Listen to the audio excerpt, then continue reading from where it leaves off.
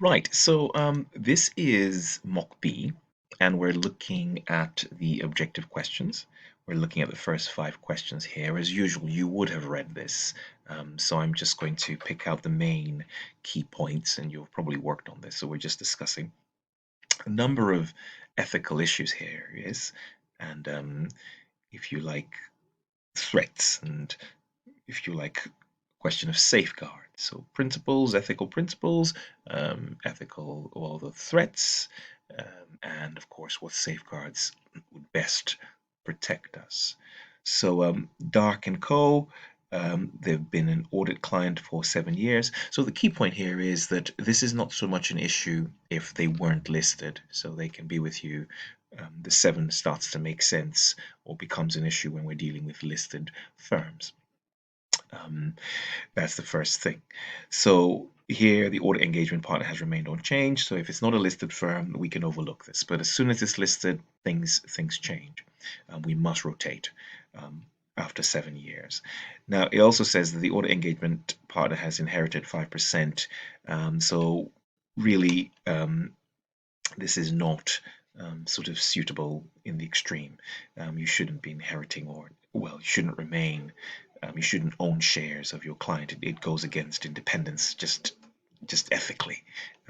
You just how do you remain objective? It's difficult.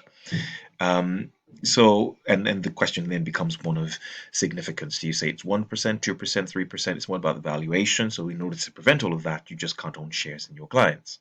Um, right. Um, so then it says that they're going to be recognized on your account, sorry, on the stock exchange, and then they will account for 15%. So because they're going to be listed and they will now account for 15%, that is actually the benchmark. It's 15% average over 2 years, or the prior 2 years, but it's something to now start thinking about. So in the way it will now require, it's a listed company, so it will also require an additional review, so an engagement quality control review for certain.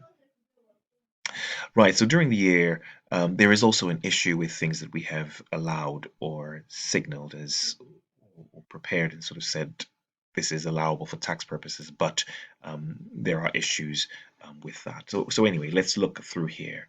Um, and some of these. This question wants to understand what these threats are. So the fact that you prepare the financial statement and you also do the audit, I'm sure you will agree is a self-review threat. What's kind of nice, I think, about this question is that you just have to pick one. You know, you could argue other things here, but you know you're looking for the best option here. Engagement partner has been responsible for the audit for 7 years, so you are familiar with that because that partner is there. So familiar. North Sea has been an audit client. I'll leave this one for now. Fees accounts for 15%. So as soon as you see money, you know that's a self-interest threat. And now they're threatening that if you don't do this, they're going to find new auditors. Intimidation. So in case you were wondering what was going on here, I, to be fair, did this by elimination because I was thinking, could there be an argument of self-interest? But I'm using one only. And in truth, there is really no threat because they can be your audit client, but you can keep swapping the audit engagement partner. That's the problem. The relationship, the the potential for familiarity with the audit engagement partner. So that's how that there's no threat. That's how that works out. Right, question 2. Following, which is the most appropriate safeguard? I think that's kind of most appropriate safeguard. So really, to be fair, um, the best safeguard really is to sell the shares, the most appropriate safeguard. That's the most appropriate safeguard. Really, there really isn't anything else. You can't be owning shares in your clients. It's difficult to prove how you can be objective. So, from an ethical point of view, sell the shares, sell the shares immediately. Now, here, the significance of the threat. So this is to do with this outstanding tax fee. I think this question is slightly. I think they're slightly confused with their wording. It says there's an outstanding tax fee. We don't. I think it says here they're investigating. It says they've launched an investigation. Um, so, I mean, the tax fee, unless I've missed it, I can't quite see any other tax related section of this question. I think it's to do with this section here. Um, because this is audit fee and this is inheritance and this is so I think they've maybe jumped the gun a little here, assuming that there's going to be a tax charge. There's an investigation, but let's assuming there is an investigation into the tax fee. Significance of the threat increases with the value of the fee that is unpaid. So that is true. I mean, generally, if you're acting on a client who's refusing to pay, there is a risk there. The threat is not significant as it relates to the tax service, and not, it does because you, um, first of all, you did this work for them, you did advise on this, so it is significant to your reputation. You represent them. The audit team should not include anyone involved in the tax services. Now, I mean, for me, this is true. You just I cannot see why you should have you should. I mean, first of all, they're two very different services, so there should be no relationship between the audit team and the tax team. And I'm reading this simply as what I see.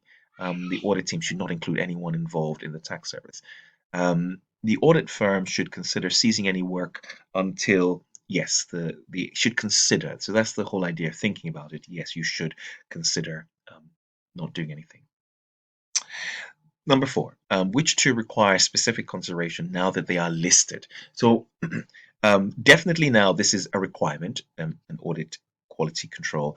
And from a technical point of view, also you must now rotate every 7 years. Every 7 years. There's no question about that. These are the best two. These are the best two. Um, these are the best two there here for technicality purposes. For technicality purposes, really, because you're listing, and so these are requirements. I can empathize with competence because if you think about it, if you're dealing with firms that are not listed, um, there's a certain level of competence that suddenly is required. And when we talk about competence, we mean knowledge for dealing with listed firms. They are very different engagements in terms of complexity and, if you like, requirements in terms of understanding the disclosures. So in internal controls. So I think it's slightly naive to not think that competence matters, but these are for technical purposes the best two, A and B. And here, which of the best describes the action the audit firm should take? You just shouldn't be preparing now, especially as they're listed. You cannot prepare accounts for organizations that are listed. You can't prepare their accounts and audit. You just simply can't. It's not allowed. Oh, great stuff. So that's question 1 to 5.